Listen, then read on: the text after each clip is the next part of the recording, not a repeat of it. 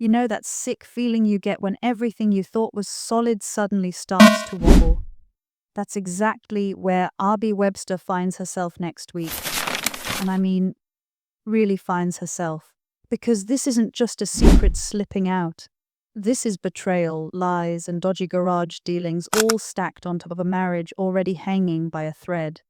So, picture this. AB sneaks off for another afternoon with Carl, thinking it's just a bit of cheeky escape from the mess at home. But then, one glance at Carl's phone and boom, the entire thing unravels. There's a message. And suddenly, Abby's got that look we've seen before. The one where she realizes she's in far deeper than she meant to be. Carl owns up, sure. But he doesn't just admit to a fling or a fib. He confesses he's been running illegal moat scams while working in Kevin's garage. Honestly, you could feel the temperature drop right through the screen. The audacity of it. Abby's standing there, probably trying to process how her life's been built on quicksand.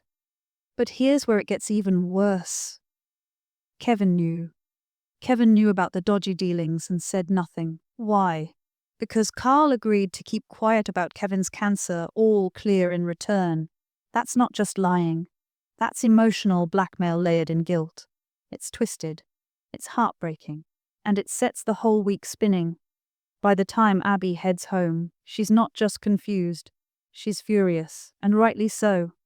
Debbie, bless her, tries to knock some sense into her. Tells her Kevin loves her, reminds her no one's ever going to love her quite the way he does. But here's the thing, love doesn't fix lies. And Abby's caught in this awful limbo, where she doesn't know who to believe or what to trust. She lies to Kevin, says she's poorly so she can skip Bernie and Dev's wedding. But where does she actually go? Back to Carl. Yeah, again. Now, I know what some fans are thinking. Abby, what are you doing? But it's not that simple, is it? She's not just running off for a fling. She's trying to feel wanted, heard, seen, and Carl, he's saying all the right things. The problem is, Carl's also a walking disaster. He's charming, yeah, but he's dangerous, not in the exciting way, but in the way that leaves people hurt.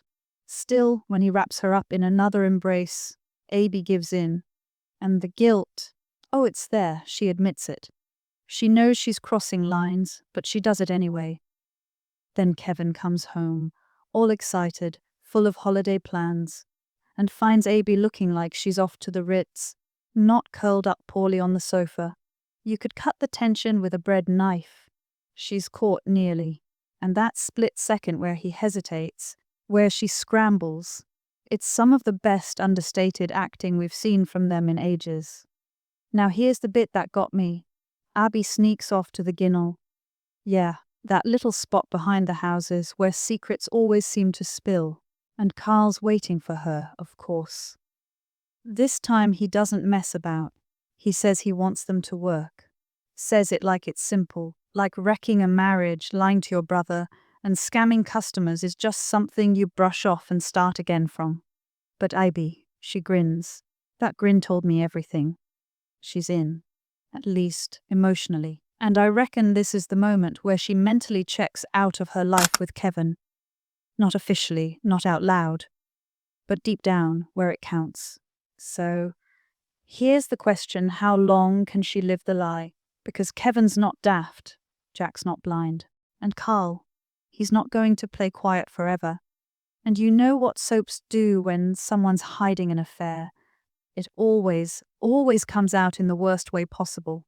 I'll tell you what, I've got a feeling next week's going to split fans straight down the middle. Some say Abby's being selfish.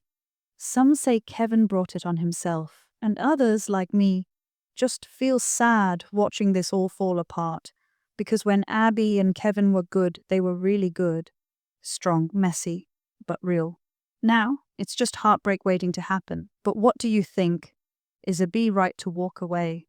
Or is she about to lose the only person who truly stood by her when no one else did?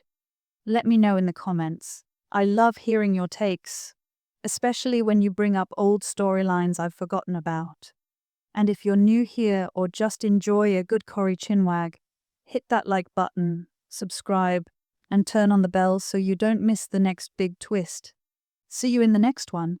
Take care of yourselves. And if someone offers you a dodgy mount, maybe just walk away.